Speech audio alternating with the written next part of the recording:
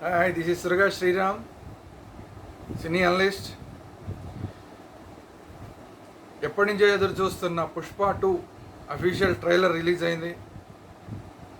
అది కూడా బీహార్ రాజధాని పాట్నాలో రిలీజ్ అయింది. వేలాది మంది వచ్చి పార్టిసిపేట్ చేసిన ఫ్యాన్స్ కానీ, లేదంటే బీహార్కి చెందిన అభిమానులు కానీ, ఆంధ్రా నుంచి వచ్చిన అభిమానులు కానీ, లేదంటే దేశవ్యాప్తంగా బన్నీ అభిమానులు అందరూ వచ్చి అక్కడ సమావేశం వేలాది మంది మధ్యలో ఒక బహిరంగ సభలాగా చేసి ఒక ఈవెంట్ చేసి, ఆ ఈవెంట్లో ఈ పుష్ప 2 రిలీజ్ చేయడం, బన్నీ కెపాసిటీ ఏంటి, క్యాలిబర్ ఏంటి అనేది ఒకసారి మొత్తం నేషనల్ లెవెల్లో తెలిసేలాగా చేసింది. ఎందుకంటే ఇప్పటిదాకా మనకి బన్నీకి విపరీతమైన ఫ్యాన్స్ ఉన్నారు ఆంధ్రప్రదేశ్లోని అందరికీ తెలుసు. అలాగే కేరళలో చాలా పెద్ద రేంజ్లో బన్నీకి ఫ్యాన్స్ ఉన్నారన్న విషయం కూడా చాలామంది తెలుసు. కానీ బీహార్లో ఉన్నారన్న విషయం ఇప్పటిదాకా చాలామంది తెలియదు. పుష్ప 2 రిలీజ్ అయిన తర్వాత, పుష్ప 1 రిలీజ్ అయిన తర్వాత ఆ అద్భుతం జరిగింది. ఎందుకంటే దేశవ్యాప్తంగా పెద్ద సెన్సేషన్ హిట్ అయింది పుష్ప. అందులోనూ మరి ముఖ్యంగా బీహార్లో విపరీతంగా పుష్పకి ఆదరణ రావడం చూసిన తర్వాత అక్కడ పెట్టాలి, ఈ ఫస్ట్ ట్రైలర్ రిలీజ్ అనేది అక్కడ పెట్టాలని చెప్పి వాళ్ళు అనుకోవడం, పుష్ప టీం అందరూ కలిసి నిర్ణయించుకోవడం, అలా బీహార్ పాట్నాలో పెట్టడం కూడా జరిగింది. అసలు చాలామందికి డౌట్ వచ్చింది, అసలు బీహార్లో అసలు అంతమంది వస్తారా ఏంటి, అక్కడ పెట్టారేంటి అని. కానీ పాసుల కోసం కొట్టుకునే పరిస్థితి వచ్చింది. అక్కడ పాసులు ఎక్కడ దొరుకుతాయి అని కొట్టుకునే పరిస్థితి. వేలాది మంది అసలు ఎప్పుడో సాయంత్రం ఎప్పుడో జరుగుతున్న ఫంక్షన్కి ఎప్పటి నుంచి ముందుగానే చాలామంది వచ్చేసి వెయిట్ చేసిన పరిస్థితి. అంత పెద్ద సభలో ఒక సినిమా ట్రైలర్ రిలీజ్ అవ్వడం అనేది అసలు బీహార్ చరిత్రలోనే ఫస్ట్ టైం. దాదాపు 1200 మంది సెక్యూరిటీని పెట్టాల్సి వచ్చింది దానికి, ఆ సభ నిర్వహణ కోసం అని చెప్పి. అందులో 900 మంది పోలీసులు, బీహార్ పోలీసులు, ఇంకొక 300 మంది ప్రైవేట్ సెక్యూరిటీ. అంతమందిని మొత్తం 1200 మందిని పెడితే కానీ ఆ సభలో నిర్వహణ అనేది సాధ్యం కాలేదు. అంత పెద్ద ఎత్తున గవర్నమెంట్ కూడా దాన్ని ప్రెస్టేజియస్గా తీసుకుని చేసింది. దానికి పెద్ద పెద్ద బీహార్కి సంబంధించిన రాజకీయ నాయకులందరూ గెస్టులుగా వచ్చారు. బన్నీతో పాటు హీరోయిన్, వీళ్ళిద్దరూ కలిసి ఆ ఈవెంట్ని మొత్తం బ్రహ్మాండంగా జరిగేలా చేశారు. ఇది పుష్ప 2 ఒకసారి చూస్తే మనం మైత్రి మూవీ మేకర్స్ మీద నవీన్ ఎర్నేని అలాగే వై రవిశంకర్ వీళ్ళిద్దరు ప్రొడ్యూసర్స్గా సుకుమార్ డైరెక్షన్లో ఈ సినిమా రావడం జరుగుతుంది. సుకుమార్ డైరెక్షన్ గురించి చెప్పేదే ఉంది, వరుసపెట్టి ఎప్పటి నుంచి మనం కొత్తగా ఇప్పుడు పుష్ప దగ్గర నుంచి, పుష్ప కన్నా ముందుకు వెళ్తే ఎక్కడ బన్నీకి హిట్లు ఇవ్వడం మొదలెట్టిందే, అసలు భారీ హిట్లు ఇవ్వడం మొదలెట్టి ఆర్య దగ్గర నుంచి ఆర్య 1, ఆర్య 2 అట్లా చూసుకుంటూ వెళ్తే అసలు 1-2 హిట్ల మీద హిట్లు ఇస్తూనే ఉన్నాడు సుకుమారు. అట్లాంటి సుకుమారు ఆంధ్రప్రదేశ్కి, కొంత కేరళకి, ఇలా కొన్ని చోట్ల మాత్రమే తెలిసిన బన్నీని పుష్ప తోటి ఏకంగా పాన్ ఇండియా స్టార్ని చేసాడు. దాంతో ఐకాన్ స్టార్గా మారిపోయాడు బన్నీ. ఇప్పుడు ఐకాన్ స్టార్ని ఇంటర్నేషనల్ స్టార్ చేసే పనిలో పుష్ప 2 చేసినట్టే కనబడుతుంది. ఎందుకంటే పుష్ప 2 ట్రైలర్ చూస్తే ఇందులో ఒక ఇంట్రెస్టింగ్ డైలాగ్ ఉంది. ఆ డైలాగ్ ఏంటంటే, పుష్ప అంటే నేషనల్ అనుకుంటేవా ఇంటర్నేషనల్ అనే డైలాగ్ ఉంది. పుష్ప అంటే నేషనల్ అనుకుంటేవా ఇంటర్నేషనల్ అని చెప్పి ఆ ఫోన్లో మాట్లాడుతూ బన్నీ చెప్పడం. అంటే అది ఈ సినిమాని ఏ రేంజ్కి తీసుకెళ్లాలని పుష్ప టీం అనుకుంటోంది. సుకుమారు ఏ టార్గెట్ తోటి ఈ సినిమాని చేశాడు అన్నది ఆ డైలాగ్ ద్వారా మనకి చెప్పించారు. ఎందుకంటే నిన్నగాక మొన్న ఒక 1 వీక్ బ్యాక్ మన శుక్రవారమే బాలకృష్ణ గారి షో అన్స్టాపబుల్లో బన్నీ వచ్చాడు. బన్నీ వచ్చినప్పుడు చెప్పాడు, పుష్ప అనే దాని పుష్పకి ఇది నేషనల్ అవార్డు వచ్చింది అదంతా మాట్లాడుతూ అసలు నేషనల్ అవార్డు కోసమే ఆ సినిమాని తీసామన్నట్లాగా చెప్పాడు. ఎందుకంటే ఆ కథ నాకు సుకుమార్ చెప్పంగానే నేను ఒకటే మాట చెప్పాను సుకుమార్కి, నువ్వు ఈ సినిమా హిట్ చేయకపోయినా పర్వాలేదు కానీ నాకు నేషనల్ అవార్డు వచ్చేలా చెయ్యి అని మాత్రం నేను అడిగాను, నా శాయశక్తిలో ప్రయత్నిస్తానని చెప్పాడు సుకుమారు. అక్కడి నుంచి రోజు మేము మాట్లాడుకునే వాళ్ళం, ప్రతి షాట్కి ప్రతి ఫ్రేమ్కి.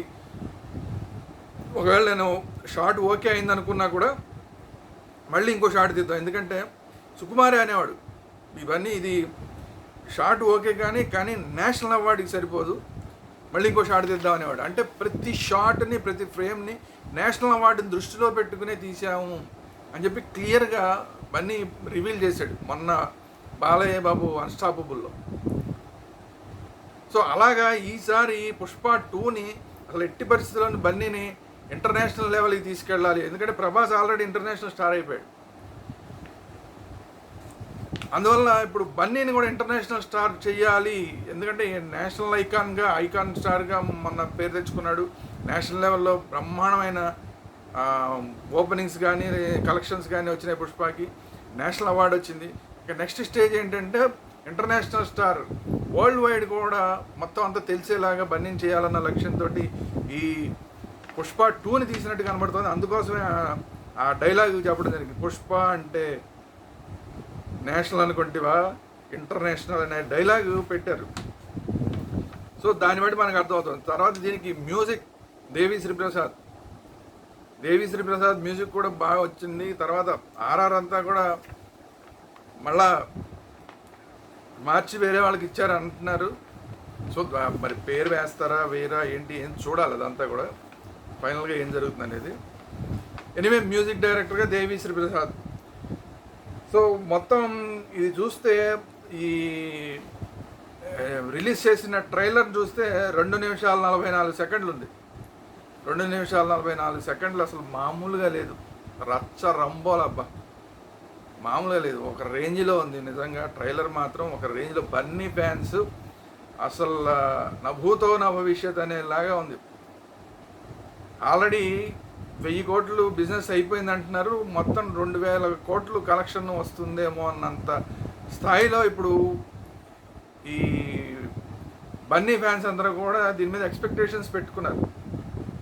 ట్రైలర్ మాత్రం చూస్తే మాత్రం ఖచ్చితంగా 1000 కోట్ల రేంజ్లోనే ఉంది, దాంట్లో డౌట్ అక్కలేదు. ఎందుకంటే చాలా పెద్ద స్థాయిలో పెద్ద స్క్రీన్ పెట్టి పెద్ద క్యాన్వాస్లోనే చేశారు, దాంట్లో డౌట్ అక్కలేదు. ఎందుకంటే మనకి చూస్తుంటేనే తెలుస్తుంది, దాంట్లో ఉన్న ఒక్కొక్కటి చూస్తుంటే బిల్డప్ షాట్స్ కానీ లేదంటే అడవిలో తీసినవి కానీ ఆ తర్వాత హార్బర్లో తీసినవి కానీ అవన్నీ చూస్తుంటే చాలా పెద్ద క్యాన్వాస్లో కథ అని చెప్పే ప్రయత్నం చేసినట్టు చూస్తే కనబడుతోంది. ఒకసారి మనం కావాలంటే మీరు ఒకసారి చూద్దాం, మనం ఒకసారి చూస్తే అసలు మొత్తం అంతా కూడా హార్బర్ ఈ ఫైట్స్ సుకుమార్, ఇదంతా అడవిలో ఎర్రచందనం, సాంగ్స్ ఎన్ని వేల మందిని పెట్టి సాంగ్స్ చూడండి, హెలికాప్టర్ షాట్స్.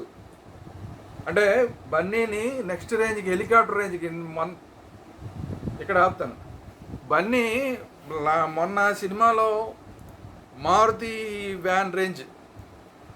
వ్యాన్ కొనటం అనేది పెద్ద టార్గెట్ పెట్టుకుని, అది అంటే ఆ డబ్బులు వచ్చినాయి, ఆ మారుతి వ్యాన్ కొన్నాడు, ఆ డబ్బులు ఏం చేయాలి. ఇప్పుడు అలాంటి ఫస్ట్ దాంట్లో పుష్పలో మారుతి వ్యాన్ రేంజ్లో ఉన్న బన్నీని ఇప్పుడు హెలికాప్టర్ రేంజ్కి తీసుకెళ్ళారు. హెలికాప్టర్ రేంజ్ అలాగే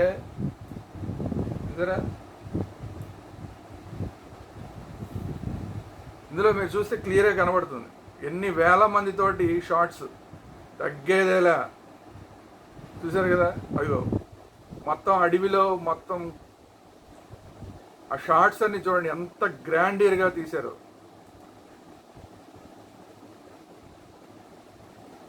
సో ఇది ఈ గెటప్ అనేది చాలా అద్భుతంగా ఉంది, అది బాగా వైల్డ్గా ఉంది గెటప్.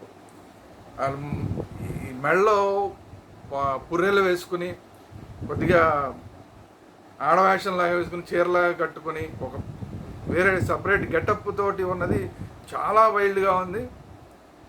అసలు బన్నీ ఇంత ఫెరోషియస్గా చేస్తాడా అన్నంత రేంజ్లో ఆ క్యారెక్టర్ని చేసినట్టుగా కనబడుతుంది.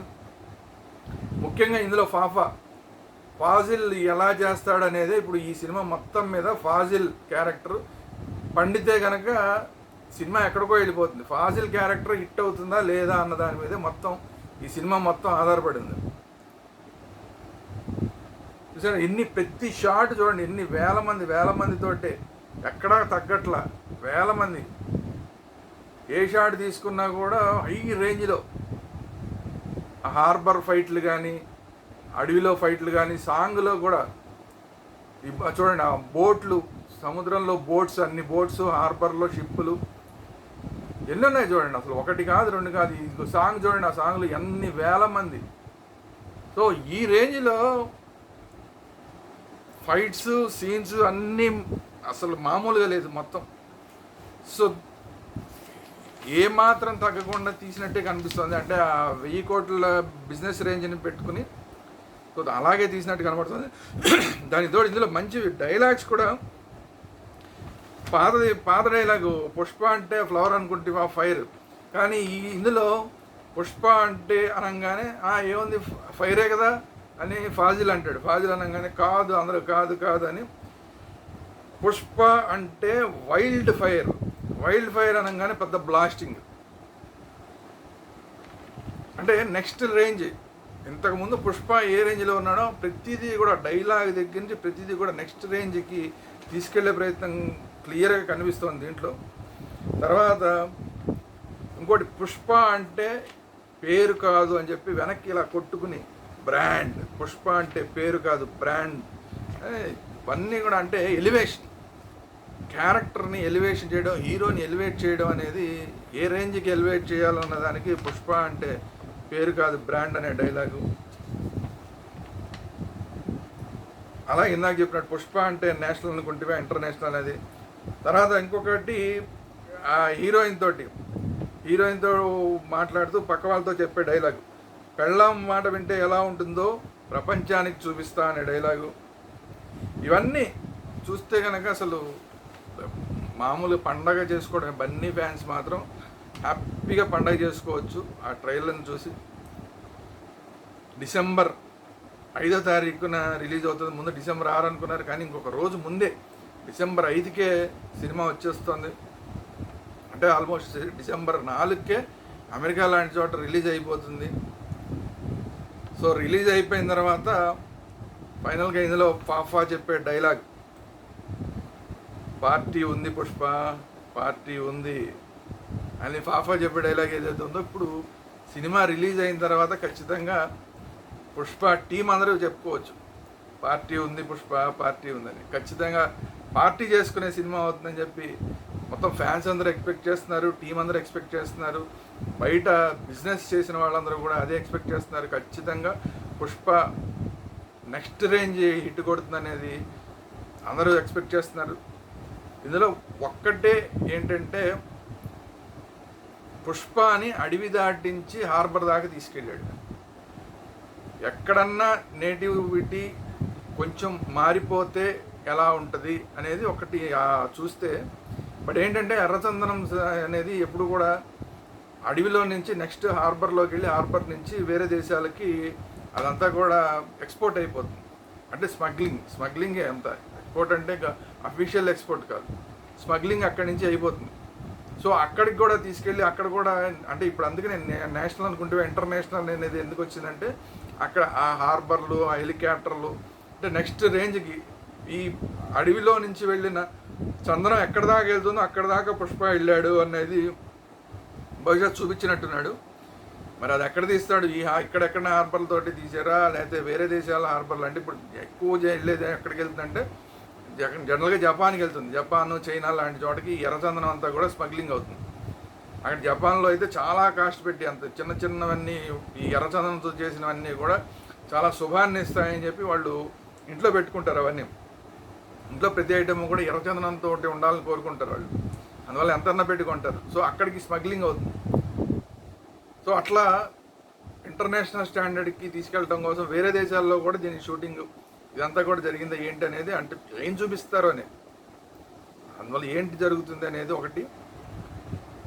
ఒకవేళ పుష్ప దాటి వెళ్తే, దేశాన్ని దాటి వెళ్తే మళ్ళీ రొటీన్ సినిమా ఏమన్నా అవుతుందా? ఎందుకంటే ఆ రానెస్ ఏదైతే ఉందో పుష్పాలో వర్కౌట్ అయ్యింది ఏంటంటే, ఆ అడవిలో ఆ మనుషులు వాళ్ళు మిగతా పోలీసులు కూడా ఏం పట్టించుకోకుండా బాగా రాగా ఉండి మంచి చెడు అవన్నీ ఏం ఆలోచించకుండా డబ్బు కోసం ఏదైనా చేసే రకంగా ఉండే ఆ రానెస్ ఏదైతే ఉందో అది అడవిలో ఉంటుంది కాబట్టి అది అక్కడ వర్కౌట్ అయింది. ఇప్పుడు అడవిలో ఉన్న ఆ రానెస్ ఉన్న ఆ మనిషిని మళ్ళీ బయటికి తీసుకొస్తే మళ్ళీ రెగ్యులర్ హీరో సినిమా ఏమన్నా అవుతుందా అనేది ఒక చిన్న డౌట్. మరి ఆ డౌట్ని సుకుమారే క్లారిఫై చేయాలి. సుకుమార్ దాన్ని కూడా బాగా జస్టిఫై చేసి ఉంటాడని అనుకుంటున్నాను. జస్టిఫై చేస్తే మాత్రం అసలు ఇంకా వెనక్కి తిరిగి చూసుకోక్కర్లేదు. ఖచ్చితంగా 1000 కోట్లు బిజినెస్ చేసిన దానికి ఏమాత్రం తగ్గకుండా ఇంకా అంతకంతా కూడా ఫైనల్ రిజల్ట్ కూడా వచ్చే అవకాశం ఉంది. సో ఖచ్చితంగా డిసెంబర్ 5వ తారీఖు పార్టీ ఉంది, పుష్ప పార్టీ ఉంది. ఇది ఈరోజు వీడియో. ఈ వీడియో కనుక నచ్చినట్లయితే లైక్ చేయండి, అలాగే మీ అభిప్రాయాలు ఏంటనేది కామెంట్ చేయండి. అట్ ది సేమ్ టైం ఈ వీడియోని మ్యాక్సిమం బన్నీ అభిమానులందరికీ కూడా చేరేలాగా షేర్ చేయండి. ముఖ్యంగా బన్నీ అభిమానులందరూ మన ఛానల్ వేదాంత ఛానల్ని ఇమ్మీడియట్గా సబ్స్క్రైబ్ చేసుకోండి. ఇలాంటివి అనేకమైనవి మన వేదాంత ఛానల్లో వస్తూనే ఉంటాయి సినిమాలకు సంబంధించి, అలాగే పుష్పకి సంబంధించి పుష్ప రిలీజ్ దాకా కూడా, రిలీజ్ తర్వాత బిజినెస్, ఇవన్నీ కూడా ఎప్పటికప్పుడు వేదాంత ఛానల్లో వస్తూ ఉంటాయి. అట్ ది సేమ్ టైం సినిమాలకి సపరేట్గా సినిమాలకు సంబంధించి ఎంటర్టైన్మెంట్కి సంబంధించి సినిమా వేదాంత ఛానల్లో కూడా ఈ సినిమాకి సంబంధించిన వీడియోలు, పుష్పకి సంబంధించిన వీడియోలు అన్నీ వస్తుంటాయి. కాబట్టి ఖచ్చితంగా బన్నీ అభిమానులందరూ వేదాంత ఛానల్ని, సినిమా వేదాంత ఛానల్ని రెండింటినీ సబ్స్క్రైబ్ చేసుకోండి. Thank you very much.